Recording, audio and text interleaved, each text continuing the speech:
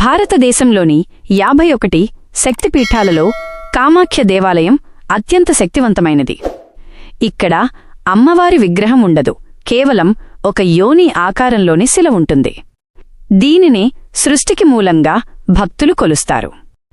ఏటా జూన్ నెలలో ఆషాఢమాసంలో జరిగే అంబుబాచి మేళా ఈ ఆలయానికే ప్రత్యేకం. ఈ 3 రోజుల పాటు అమ్మవారు రజస్వల నెలసరి అవుతారని నమ్ముతారు.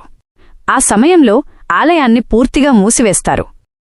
ఆశ్చర్యకరమైన విషయం, ఈ 3 రోజుల్లో ఆలయం పక్కనే ప్రవహించే బ్రహ్మపుత్ర నదినీరు ఎరుపు రంగులోకి మారుతుంది.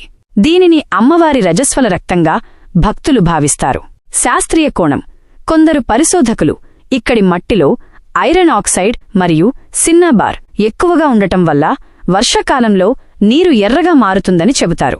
కాని సరిగ్గా ఆ 3 రోజులే ఇలా జరగడం ఇప్పటికీ ఒక రహస్యమే. 4వ రోజు ఆలయం తలుపులు తెరుస్తారు. అప్పుడు భక్తులకు రక్తవస్త్రం యాంగోడాక్ ప్రసాదంగా ఇస్తారు. అమ్మవారి ఋతుస్రావం సమయంలో గర్భగుడిలోని శిలపై ఉంచిన తెల్లటి వస్త్రం ఎర్రగా మారుతుందని, ఆ ముక్కలనే ప్రసాదంగా ఇస్తారని చెబుతారు. దీనిని ఇంట్లో ఉంచుకుంటే శుభం జరుగుతుందని నమ్మకం.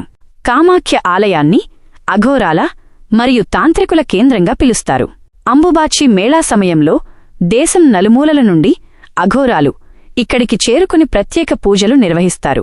నరకాసురుడిని వధించడానికి కామాఖ్యదేవి ఇక్కడే అవతరించిందని పురాణాలు చెబుతున్నాయి. స్త్రీతత్వాన్ని, సృష్టి మూలాన్ని గౌరవించే ఏకైక పండుగ ఈ అంబుబాచి మేళా. మీకు ఈ సమాచారం నచ్చితే లైక్ చేయండి. కామాఖ్య అమ్మవారి మహిమ గురించి మీ అభిప్రాయాన్ని కామెంట్ చేయండి.